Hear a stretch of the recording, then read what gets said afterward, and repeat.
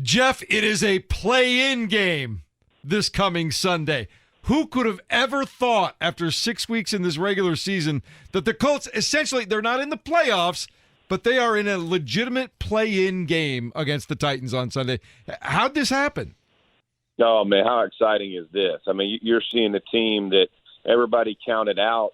Everybody was questioning early in the season. They just kept battling, and you're just watching a battle-tested football team continue to find ways to win. I mean, that includes yesterday. They refuse to lose. You see Frank Reich and the way that he's coaching them and, calling them out on areas that they need to improve and really kind of encouraging the areas that they're growing in, understanding it's a process. I just love the way the team is building, and you're seeing them kind of grow together. A bunch of young players, exciting. Man, from the outside looking in, it's a ton of fun to watch. Jeff, you mentioned Frank Reich kind of calling his team out at halftime. It sounded like a very passionate home locker room. The Colts took a long time to even come out before the start of the third quarter. Take me inside of an NFL halftime locker room. What goes on in there, and how much do you think it resonated with the Colts that you got a guy like Frank Reich and even Andrew Luck, two non-yellers, kind of making sure, look, we got to turn that around. That was a pathetic, embarrassing first half. Yeah, I think that's probably what you just said. Is these are not guys who scream at everything. You don't see Frank throwing headsets and kicking stuff over and on the sideline. I mean, he's pretty calm and collected as he approaches the game. And Andrew Luck the same way. So when they're upset and they're raising Cain, they're coming in and they're holding you accountable. I think it puts everybody on notice, and I think it was needed. I mean, listen, this was an easy trap game for the Colts. I mean, you think Giants coming into town, you just have a big win last week, shut somebody out. Like you said, you have a potential play-in game the next week, or, you're talking about playoffs, and you get the distractions of the holiday, with Christmas and everything kind of all in there. It's kind of all of those things, especially for a young team. I mean, this is a veteran football team. I wouldn't say that I would have been nearly as concerned. This one concerned me just because of everything that was going on, and they sleptwalked through the first half. And I think that was Frank's point, right? Is that we're making mistakes, we're doing things that are atypical for our football team, and we're not going to accept it. And I appreciate that he calls them to the carpet and has expectations that are much better than that. And the coolest part was they responded, and they came out in the second half and they did respond and did make some changes in effort, attitude, however you want to look at it, and played much better. Jeff Saturday joining us. It's the morning after here on WFNI. So what leads to that, Jeff? You've been through that before. What leads to a team that has to win that football game coming out kind of the way they did? Is it the newness of the situation? Did they think the Giants weren't going to be that good and not bring the fight? What leads to that?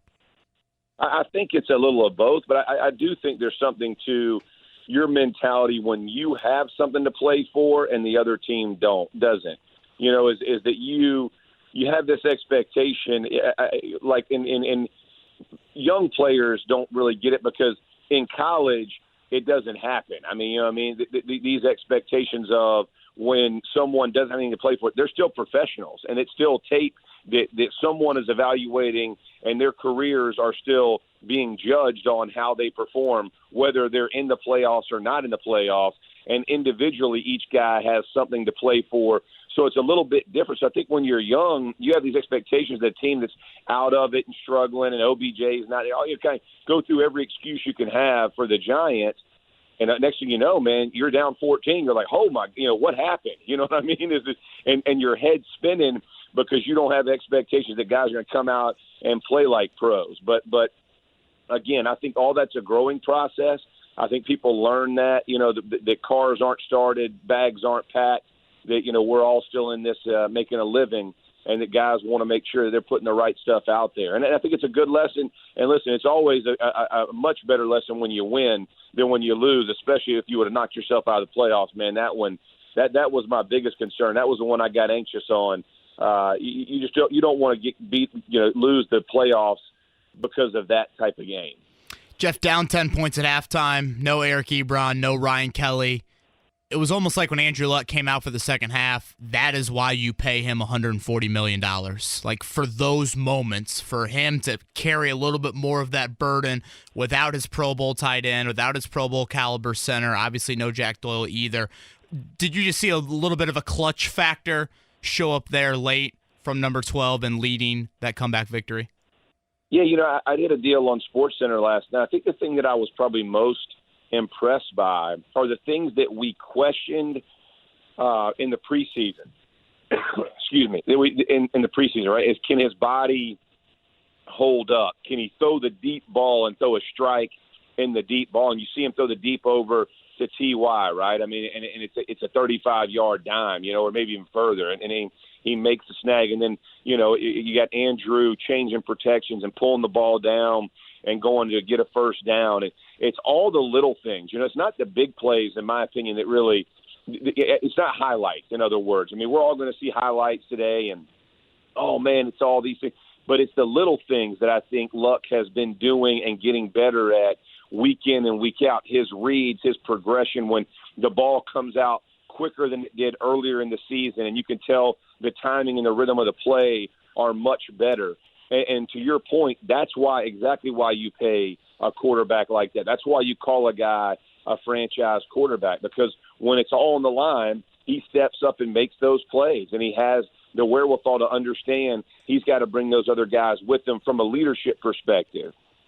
And I think that's carried over, in my opinion, to the defensive side, and you're seeing Leonard and you're seeing these young guys who are picking up the slack on the defense from years past.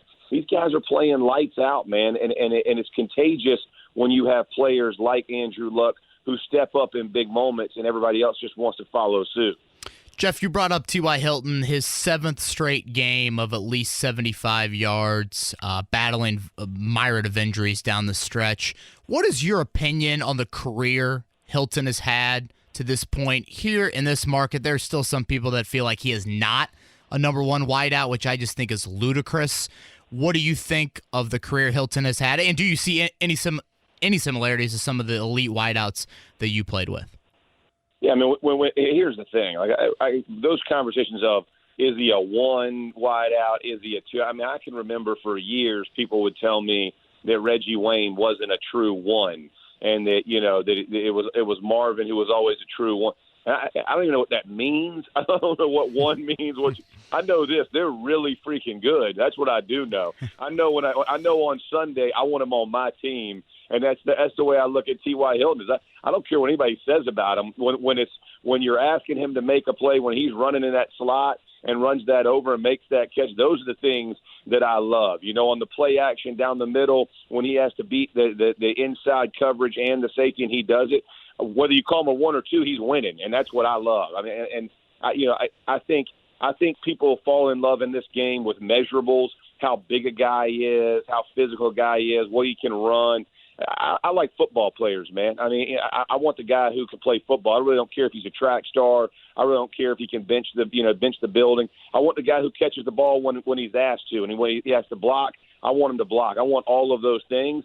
That's T.Y., and I think that's why he fits in a town like Indy, man, as we love players like that. We don't care about all the other stuff. We don't care about what everybody else thinks about him. We care that on Sundays, Mondays, and Thursdays, he's the guy that we want him to be, and that's T.Y. Hilton, man. And I'm impressed with his career. I think he's had a heck of a career. I think it's going to continue. And he's battling injuries. That's another part that I respect, right? As I did this thing 14 years, you're never going to be 100%. Everybody's talking about you're not 100% from the very first day of training camp, and it's a game of attrition. I love the fact that he battles through and gets out on that field for his teammates, man. I have a lot of respect for that as well. So, Jeff, the Tennessee Titans, a team that Andrew Luck has just owned, 10-0 against the Titans in their last 10 games. That Andrew Luck has been the starting quarterback. Why have they been so good against the Titans? Is it really all about Andrew, and what does this mean? Look, don't be trying to jinx me now. Like, I don't like this. I think you're setting me up. I'm just asking what it all means, why it's happened. I mean, listen. This has been anytime you're an in-division opponent, you see them twice a year. You get accustomed to the style of play. And honestly, the Colts have matched up pretty well with Tennessee in years past. And you just talk about the style of play, the way that Andrew Luck has played against them. But it's everybody. I mean, it's one of those you just feel comfortable. It's a kind of ground and pound mentality from Tennessee to even this year. But the run game for them is what they're going to rely on. They're not going to try to go throw up 40 points. It's not that style of offense.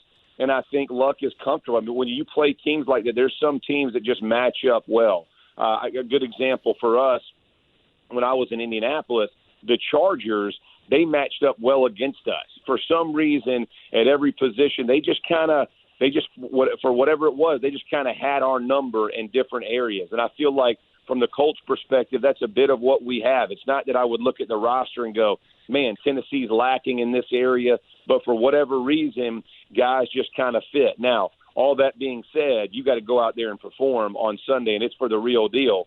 You better understand what's on the line, but that's kind of the way I look at games like this. There's just certain matchups that it tends to fall your way. That's been the way for Andrew Luck and the Colts with the Titans. Jeff, obviously the Titans are much, much different than what the Colts saw about a month and a half ago. Derrick Henry has revived them. Some big injuries with Marcus Mariota and Jarrell Casey.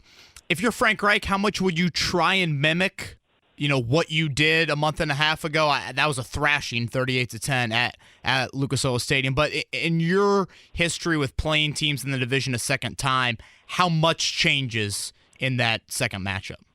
Well, to your point about making changes and adjustments, is they're going to understand what your strengths are and kind of where you're headed, right? So now they've seen however many more games of tape. They've seen what you did against them, formations, personnel groups, setups, all of those things. So it gets tougher as it goes. And then, like you said, injuries play a factor, right? If it's Gabbert, how much tape do we have on them? What does he want to go to? I mean, this is kind of the Nick Foles, Carson Wentz type mentality, in my opinion, is the more tape you have on a guy, the better you feel about it, right? I mean, each guy is here for a reason. You want to know what his ideas are, where he's trying to lean and head. But this is going to be a run-heavy team. They're going to try to be physical. They're at their place. They want to hit you in the mouth. They want to slow the tempo of the game down. They want to make this, kind of a ground and pound game. The Colts want to do the opposite. They want to make it a track meet. I mean, that's really the way that you want to look. You want to press them on the outside. You want to try to make this a game that they feel like they have to chase you, as opposed to a fourth quarter at the end type game. You want them playing catch up the whole way, and that's really the mentality the Colts are going to have is start fast and make them chase. How different is this team if Blaine Gabbert's the starting quarterback? It is definitely different. I think Mariota. First of all, I think he's probably underestimated. I mean, what he does in the run game, what he can do outside the pocket. I think it kind of goes because of the attention that the run game is getting and the physicality that offensive line plays with. But he runs that thing really, really well. Gabbert, however, yesterday I was really impressed, man. Came in, made some really good throws, saw it, kind of scanned the field. And that's the one thing about a starting quarterback and a backup is sometimes the backups come in and they really play the offense the way it's meant to be played, as opposed to a starter kind of falls into a rhythm of who he likes on each play. And it's just tendencies and habits that every player has no matter what position you're in. But quarterbacks will go, this play that they run normally goes to the tight end, or it normally goes to this wide out. Next thing you know, you get a backup in, and he really goes through the progression, and he's throwing it somewhere else on the field. And I think that, to me, is what Gabbert did yesterday. He comes in and makes these throws, and you're like, man, that was really wide open. Hadn't really seen that much till you go back and look, and it's the same play. It's just a different progression that he's gone through. Jeff, I wanted to get your opinion on two end-of-the-year awards that I think the Colts should at least have representatives on the ballot. That's Coach of the Year and Executive of the Year. Where do you kind of stand on who would maybe be your favorite for Coach of the Year? Some very deserving candidates outside of Frank Reich, and then even Executive of the Year. Well, I think I'll start with Executive of the Year. I would definitely go Ballard on that, in my opinion. I mean, I think you look at what he has done for this football team. I think the draft that he had this year has been special. And I think the flip has been much quicker. I know all of us agree that the flip has been much quicker than anticipated. Right. The attitude, the mentality they're playing with, I think has been really, really strong, and that leads to a locker room and what's been put in there and placed in there. So I like where Ballard is as far as that stuff goes. I think it's been fun to watch from the outside looking in, and that's not just from former Colt. I think that's every people who can really look at it and judge it well. Coach of the year is always tough. I would say, oh man, it's a tough one. When you're looking at the Colts, they go to the playoffs. I think it's a different thing, right? You go to the playoffs. I think Frank is definitely, he's going to be in the conversation of what it looks like. I think Andy Reid and what he's done with Mahomes, kind of his first year, he's going to get that type of conversation. And, Nagy up in Chicago, I think it gets conversation for what he's done in Chicago. He's done a heck of a job. And so I think where the Colts are as a team is going to make it harder for Frank to win as it is for others. I think those awards go, to teams who are people feel like are going to push in the playoffs. And so I think that'll be one. But his name is going to be mentioned, which is always what you want from a coaching perspective, man. But he's done a heck of a job, man. I mean, and my thing not only is what he's done with the Colts is look at the Eagles as well, and what the impact of not having him has done. I think both show you the type of coach that Frank is and how special a man off the field as well as on the field that he really is. Jeff, last thing for me, there's a lot of young guys on this team. What's this first kind of playoff atmosphere-like game going to feel like for them where, honestly, if you win, you go on, and if you lose, you go home? I think ignorance is bliss in this situation. I mean, I really do. I think you go in not really knowing how big of a moment this could be. I remember the first playoff game that we had as the Colts, and you're going out there and you're you go put your hand in the dirt the very first time. I don't think you really understand the ramifications. There's a lot of guys who play this game who never get here or who only get here once or twice in their career. This team is being built very similarly to when I played, where expectations are this is going to be something that happens regularly. And so I think as you go in here, you understand, let's capture the moment. And I think that's what the Colts have been exceptional at this year, is they have kind of captured that moment, starting as bad as they did, everybody kind of writing them off. They kind of played for their playoff life the whole season. And so there's not going to be a big difference for these guys. It was kind of lose and go home, starting about week 8. So, if you think about it from that perspective, it's the Frank Reich mentality of 1-0, man. Let's go do it and see what happens the next week. All right, buddy. Have a great holiday. Enjoy your family. Enjoy everything, and we will talk to you again soon. You guys as well. Merry Christmas and happy holidays to everybody, man. Have a blast.